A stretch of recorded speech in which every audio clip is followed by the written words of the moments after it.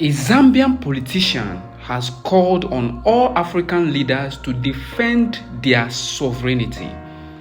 He further said that Africa should propose to have their military base in the West to see the Western reaction.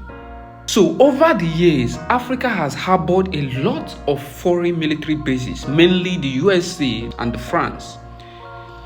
And the question still remains, what are they doing in Africa? They claim to come here to help secure the African continent, while we still have the same problem over and over again. This is 2024 and we're still having rebels in Africa. Why these military bases have been here for years? What are they fighting? What are they planning to leave? It's obvious they have different agenda in Africa. You see, the truth is that this action of the West is not justifiable. There is no justice to this. Africa, no African country is a member of NATO. And I see no reason why France and the USA should have their military bases in African soil. For what? For what reason? That's like you are like disrespecting the sovereignty of a country by bringing your military, not on invitation, but just to be there through the manipulation of what's so-called democracy. This is wrong, and we must talk about it, and we will continue to talk about it until they leave Africa for good. I want you to listen to this. Who are we defending our sovereignty from? We are defending our sovereignty from the same people who robbed our sovereignty from us in the first place. Nobody else. In December 1884 to April-May 1885, they met in Berlin, in Germany.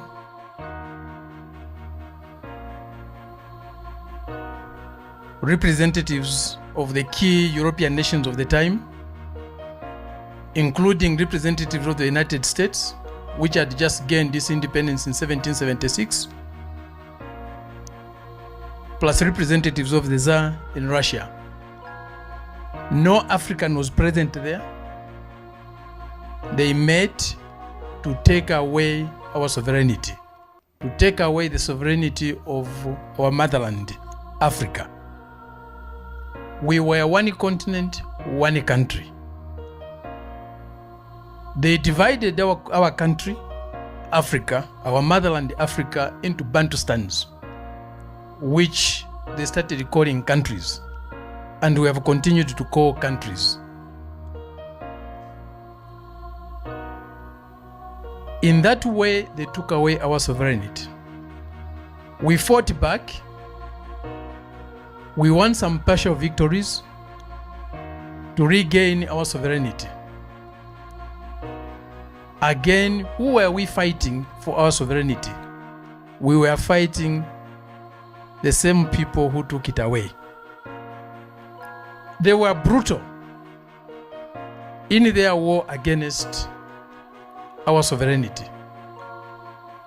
As Comrade Vijay indicated, they killed those who tried to advance the struggle to regain African sovereignty. They killed them. They overthrew Nkrumah. They killed Patrice Lumumba. We can also say they killed Samora Machel. They killed Chris Hani. They killed Amilcar Cabral.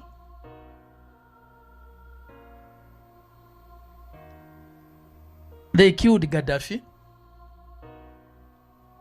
They killed Nasser.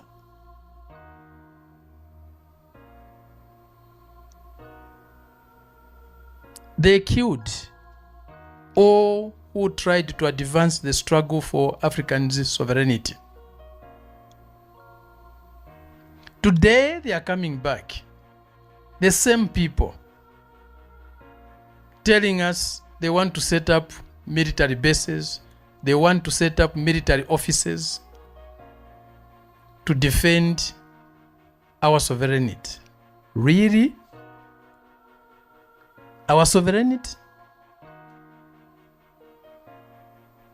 Definitely not our sovereignty. They are advancing something else. The same interest that made them turn us into Bantustans is what they are trying to advance and defend. They are defending American interests. They are defending French interests. They are defending British interests. They have never been there, even in the fight against colonialism. They are not there in our fight against neo-colonialism, because it was our fight against them. They can't fight against themselves. Since when did they commit suicide to be on our side against themselves? In this country, in South Africa, who was with us? Were they with us? We know the French history here. We know the British history here. We know the German history here. We know the American history here. They were against our sovereignty. Even here, we had to fight with them before even the Berlin Conference to defend our sovereignty. Our Zulu ancestors defeated them at the Battle of Insandrwana, defending our sovereignty. The Mau Mau War was about defending our sovereignty. In Zambia, in what is Zambia today, the Bantustan of Zambia today, our people, descendants of the Zulus here, who in Zambia are called the Ngonis, in 1897 to February 1898, they had to fight a war with Cecil Rhodes' army.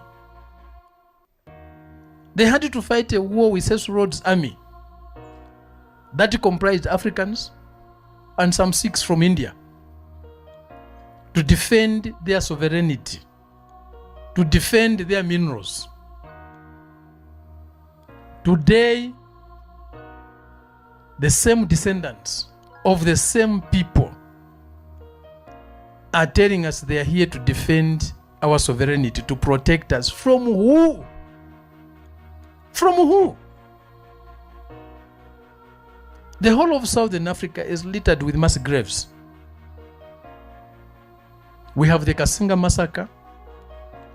Even those who tried to free themselves from apartheid brutality to go to Zambia and wage a struggle there, they were followed there and killed by the same people, with the collaboration with the same people, with the participation of the same people who are today coming to tell us they are here to defend our sovereignty. Let's not deceive ourselves. Let's not allow ourselves to be deceived. What they are here to advance is their interest, economic interest, mainly to do with our minerals. They came here for minerals. They came here for wealth. And for that wealth, for those minerals, they were ready to kill. And indeed, they killed. They are still coming here to set up bases, to set up military offices, again for minerals. Wherever they have got mineral interests, they always take an army. They have defended their interests, they have advanced their interests with their armies. They are here again. And all the time, they find puppets to recruit from among our people. The slave hunters, many were Africans. They used to hunt their own fellow brothers and sisters for very few pieces of silver, sometimes just cloth. They have come again. They are putting puppets as presidents all over the Bantustan they have created in Africa. Puppets funded by the same mining corporations. Anglo-American today is still creating puppets. We know Anglo-American is an offspring of the British South African Company that colonized my country, the so-called Bantustan, which I call my country, Zambia.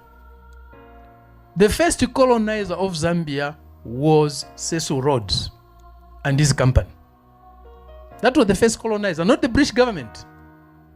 From 1891, 6 years after the Berlin Conference, to 1924, Zambia, the territory called Zambia today, the Bantustan called Zambia today, was ruled by Cecil Rhodes and his company, mining company. For 33 years, we were ruled by a mining company. Later on, that company of BSA of Cecil Rhodes was sold to Oppenheimer to become Anglo. Today, Anglo has got a foundation, the Brentes Foundation, that is funding puppets to become presidents of our countries, to become rulers of our countries. And the African people are being made to vote for them. They are funding puppets here in South Africa. They are funding puppets in Zimbabwe, in Zambia, in Malawi, in Tanzania, in Uganda, in Kenya. And who is at the head of this Anglo-American Corporation Foundation, the Brentes Foundation, with a chairperson? They have got another puppet, a former president of the great country, of the great Bantustan of Nigeria, Obasanjo. They are creating even foundations to establish new leaders. They want to pick them from a very early age. They take the best brains of our young people under the leadership programs, the Mandela Foundation, to train leaders under the Open Society and so on. Again, to advance their interests. But these are the same people who are coming to protect, to defend our sovereignty from who? From the Chinese? From the Russians? Is that possible? Are we threatened by the Chinese in terms of national sovereignty? Are we threatened by the Russians from in terms of national sovereignty? Who are they protecting us from? And they don't go where there are no minerals. Their focus is where there are strategic minerals. Today, their focus is on DRC, a country they have never given peace, a Bantustan they have never given peace. Since Leopold II set foot on that territory to take slaves, to take our ivory, to take our minerals, to take our timber, DRC has never known peace.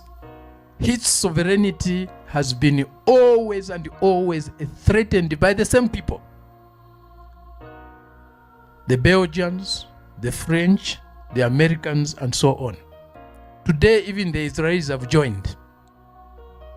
For what? Minerals. They don't care about the Congolese people. They are dying every day. With the arms the same people supply and manufacture. For how long? 500, 600 years. They have been doing the same thing to us. Are we going to let them continue to do so?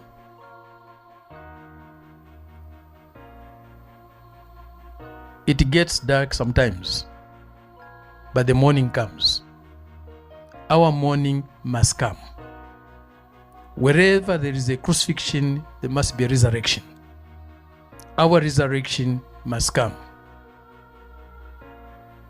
When you go to sleep, there's time to rise. Our time to rise has come. We have inspiration. We have Chrissy Hani. We have Joe Slovo. We have Amilcar Cabral. We have Patrice Lumumba. We have Nkrumah. We have Thomas Sankara. And many others to look up to for inspiration, for courage, for determination, and for the light to see where we are going.